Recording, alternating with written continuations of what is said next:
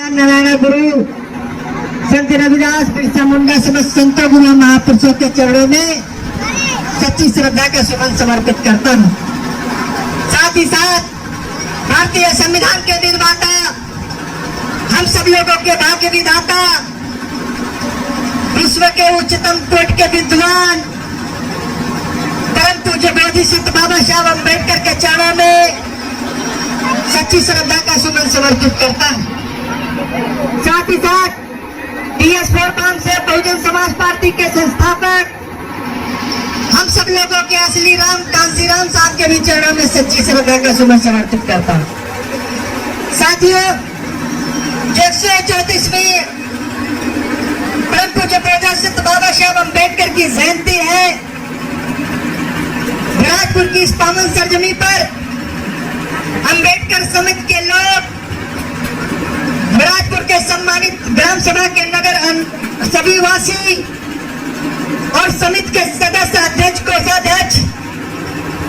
जिन जिन लोगों ने इसको शारीरिक समय दे करके, मानसिक श्रम करके, धन दान दे करके इस बेहतरीन कार्यक्रम को अंजाम देने के लिए आप लोगों ने, सभी लोगों ने बढ़ चढ़ करके हिस्सा लिया, शिरकत किया। मैं अपनी तरफ से, कमेटी की तरफ से आप सभी लोगों का तहे दिल से हार्दिक अभिनंदन वंदन करता हूँ। साथियों, ये तो परम पूज्य बोधिसत्व बाबा साहब अम्बेडकर, जिन्होंने हमको हक, हकूक, अधिकार दिलाया, ऐसे व्यक्तित्व का जन्म है, ऐसे महापुरुष का जन्म है, जन्मदिन है, जिन्होंने हमको अंधेरे से उजाले की ओर लाने का काम किया, जिन्होंने हमको भारतीय संविधान सरीखाकरण देने का काम किया। साथी, बहुत सारे कार्यक्रम होने के नाते मेरे पास बहुत ज्यादा समय नहीं है,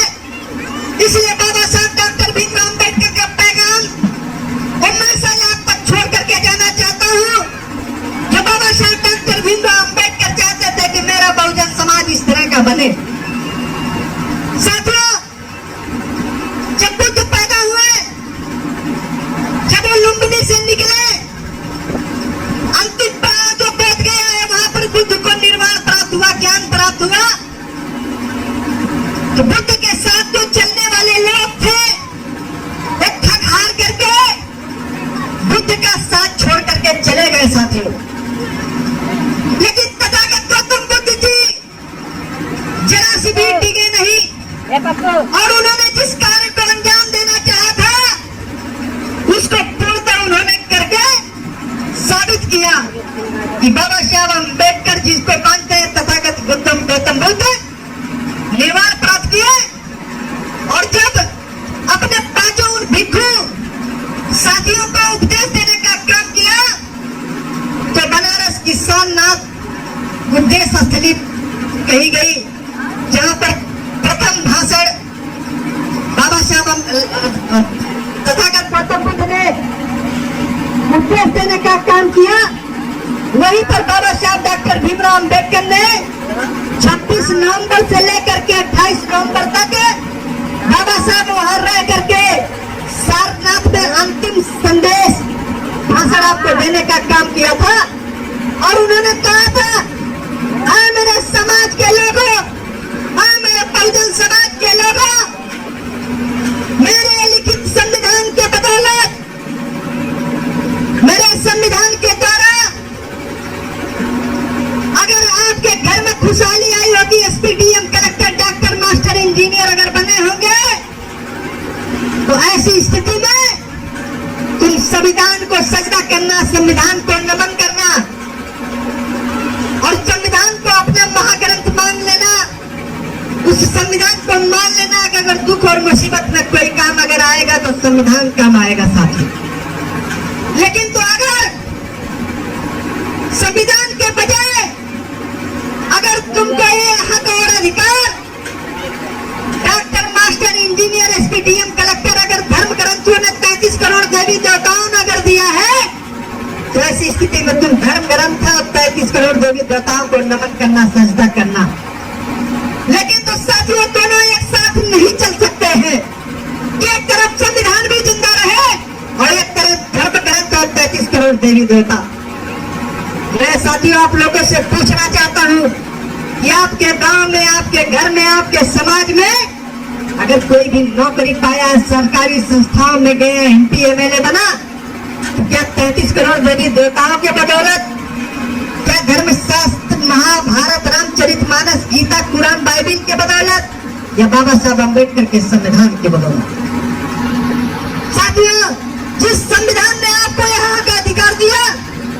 आप उस संविधान के हक और अधिकार को पाने के बाद बाबा साहब अम्बेडकर के रीढ़ को भूल गए और गए कहां पर? चौकिया माता, वैष्णो देवी, विंध्यवासिनी माता, ऐसे जगह पर जाकर के आपने अपने पैसा और समय सब बर्बाद करने का काम किया और अपने समाज को कुंठित मानसिकता में धकेलने का काम किया। तो साथियों, याद रख लेना, बाबा साहब अम्बेडकर ने दो बातें, गूढ़ बातें कही थी कि आपको संविधान और धर्मशास्त्र में से एक को चुनना होगा। यदि संविधान आपके साथ है तो संविधान को स्वीकार करना होगा, ऐसी स्थिति में धर्म ग्रंथों की हत्या करनी होगी। यदि आपको लगता है धर्मशास्त्र और 33 करोड़ देवी देवताओं के बदौलत आपको ये सब मिला है, तो ऐसी स्थिति में आपको संविधान और मेरी हत्या करनी होगी, लेकिन दोनों साथ नहीं चल सकते। बाबा साहब अम्बेडकर इतना ही नहीं, क्रांति प्रक्रांति उनकी एक लिखित किताब है। उस किताब में बाबा साहब अम्बेडकर ने कहा था, मेरे दोस्तों, मेरे समाज के लोगों, ये जो 20वीं शताब्दी है, जो गोलवर्कर कोर्ट से हेडोगावर के बदौलत RSS से हिंदुत्व का जो खांचा खींचने का काम कर रहा है, हिंदू राष्ट्र, उस हिंदू राष्ट्र में बाबा साहब अम्बेडकर ने देख लिया था कि इसमें जहर घोला जा रहा है, विष घोला जा रहा है। तो आने वाले समय में इस राष्ट्र को एक ऐसे उलझन में डाल देगा। और आज साथियों, आप देख सकते हैं कि जुल्म जास्ती शोषण के नाम पर बहन बेटियों की हत्याएं, बलात्कार हो रहे हैं। मैं पूछना चाहता हूँ, पायल तड़वी, रोहित वेमुला, कुलदीप सेंगर जैसे हत्यारों को सजा क्यों नहीं मिली? इसीलिए मैं आपसे कहना चाहता हूँ कि बाबा साहब अम्बेडकर ने कहा था 20वीं शताब्दी भले हिंदुत्व की पराकाष्ठा पे जा करके तो भारतीय जनता पार्टी RSS अपने मकसद को भले पूरा कर ले, लेकिन तो साथियों, ये मनवादी ताकत का अगर कोई सामना करेगा, अगर इसके हिंदुत्व से कोई सामना करेगा, हिंदुत्व के खिलाफ कोई अगर आवाज बुलंद करने का काम करेगा, तो दूत और पत्र का दम उसका सामना करने का काम करेगा। इतना ही नहीं साथियों, उसी बात को आगे बढ़ाते हुए मानव साहब कांशीराम ने कहा था, मेरे समाज के लोगों, मेरे बहुजन समाज के लोगों, बाबा साहब अम्बेडकर ने बेहद मुसीबतों का सामना करके हमको संविधान दिया, अधिकार दिया, उसी के बदौलत मैंने राजनीतिक पार्टी बहुजन समाज पार्टी बनाई है। लेकिन साथियों, जान लेना, अभी आपने देखा होगा बहराइच की सरजमी पर रामनवमी का जुलूस जब निकाला जा रहा था, हिंदू धर्म का कोई त्योहार था, तो मस्जिदों पर चढ़ करके इन लोगों ने जय श्री राम का नारा बुलंद करने का काम किया था। ये देश को तोड़ने की साजिश नहीं है तो और क्या है? ये देश, जब बाबा साहब अम्बेडकर लिखते हैं कि किसी चमार का देश नहीं है, ये किसी मुसलमान का देश नहीं है, ये किसी यादव का देश नहीं है, किसी ठाकुर का देश नहीं है, किसी ब्राह्मण का देश नहीं है, वो संविधान में लिखते हैं, we are the people of India, हम भारत के लोग। एक गोबर में आविष्कार करने वाले लोग, गोबर को गणेश बता करके आविष्कार करने वाले लोग आज तक बाबा साहब अम्बेडकर जैसा विद्वान पैदा नहीं कर पाए, वो आपका भला क्या करेंगे साथी? जो ब्रह्मा विष्णु महेश में आस्था रखता है कि बाबा साहब अम्बेडकर उनके संविधान को फूटी आंखों से नहीं देखना चाहता है, क्या आप जानते हैं वो आपको अपना हक अधिकार आपको दे देगा? इसीलिए मानव साहब कांशीराम ने कहा था कि ऐसे लोग जब नफरत बोने का काम करेंगे, नफरत फैलाने का काम करेंगे, जिस तरह से मंच पर चढ़ करके उन लोगों ने जय श्री राम का नारा बुलंद करके उन लोगों ने वहां पर हत्याएं करवाई, वहां पर दंगे भड़काए, उसी तरह से बाबा साहब अम्बेडकर के सच्चे अनुयायी मानव साहब कांशीराम ने कहा था कि साथियों, हिंदुत्व का जिस तरह से सामना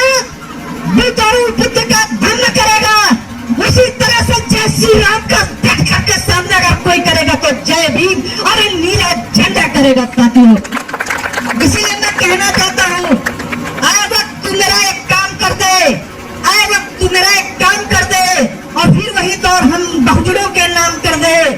नहीं पैदा कर सकता अम्बेडकर, अगर नहीं पैदा कर सकता अम्बेडकर, तो तुझसे गुजारिश है कि काम कांसीराम कर दे, एक काम कांसीराम कर दे। साथियों, बाबा साहब अम्बेडकर के जुनून को जिंदा रखना, बाबा साहब अम्बेडकर जैसा विश्वास धैर्य बनाए रखना, क्योंकि बाबा साहब ने 3 मूल मंत्र दिए थे, शिक्षित करो, संगठित करो, संघर्ष करो। उसके साथ बाबा साहब अम्बेडकर ने कहा था, चौथी बात उन्होंने कहा था कि धैर्य रखना, और 5वीं बात उन्होंने कहा विश्वास रखना। जिस तरह से मैंने 40 साल के कार्यकाल में बाबा साहब अम्बेडकर ने मनवाद के विस्तृत को तोड़ करके भारतीय संविधान सरीखा तलवार तोड़ने का काम किया था, उसी तरह से मानव साहब कांसीराम ने जितने वर्ष तक मानव साहब के सच्चे गुरु बाबा साहब अम्बेडकर ने काम किया था, 40 वर्ष मानव साहब कांसीराम ने इस देश में काम करने का काम किया। उन्होंने भी 20 साल के कार्यकाल के दौरान उन्होंने चुनौतियों को स्वीकार करते हुए उन्होंने बहुजन समाज पार्टी बनाई, और सूबे में उत्तर प्रदेश में 4 बार मुख्यमंत्री के रूप में आदरणीय बहन कुमारी मायावती जी को मुख्यमंत्री बनाने का काम किया। साथियों, उसी तरह से आपको धैर्य रखना है। कोई विधायकी हार जाने से, चुनाव हार जाने से, हम सत्ता से बेदखल हो जाने पर हमारा सामाजिक न्याय नहीं मर जाएगा। आप अपने बुलंदी को, अपने जिंदा दिली को जिंदा रखना। साथियों, सत्ता आती जाती है, आप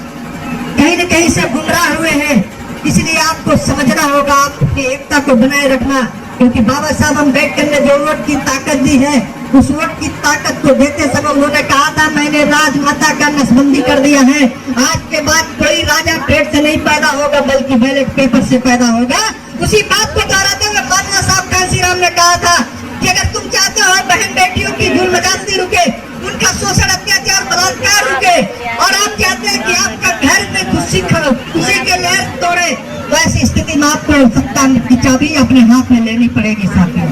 इसलिए मानव साहब कांसीराम की उस पैगाम को, बाबा साहब की उस बात को याद रख करके आप अपने भोजन कारवा को आगे बढ़ाने का काम करना, क्योंकि बाबा साहब अम्बेडकर ने इस कारवा को बेहद मुसीबतें सह करके, मानव साहब कांसीराम ने बहुत जुल्म ज्यादती सह करके इस समाज को उस लायक बनाने का काम किया है। और साथियों, मैं आपसे कहना चाहता हूँ, अगर इस तरह की जिंदादिली, आत्मबल और धैर्य रखने का काम किया, तो जान लेना साथियों, 21वीं शताब्दी जय भीम का भी होगा, हम लोगों की अपनी सरकार भी बनेगी, हम लोगों के अपने मंसूबे भी पूरे होंगे। इन्हीं चंद बातों के साथ आप सभी लोगों को एक बार फिर मैं कहूँगा कि धरा धसेगी, प्रलय मचेगी, रणधूम लगेगी, हर आने और सर पे कफन बात निकलेंगे जब बाबा साहब के दीवाने, बाबा साहब के दीवाने। साथियों, बराकपुर के सारे संजमी के लोगों का मैं एक बार पुणे हृदय की गहराइयों से आभार प्रकट करते हुए, लक्ष्मी भाई और आपकी पूरी टीम, राजेंद्र भाई, जितने लोगों ने इस कार्यक्रम को सजाने का काम किया, सब लोगों को मैं एक बार दिलों की गहराइयों से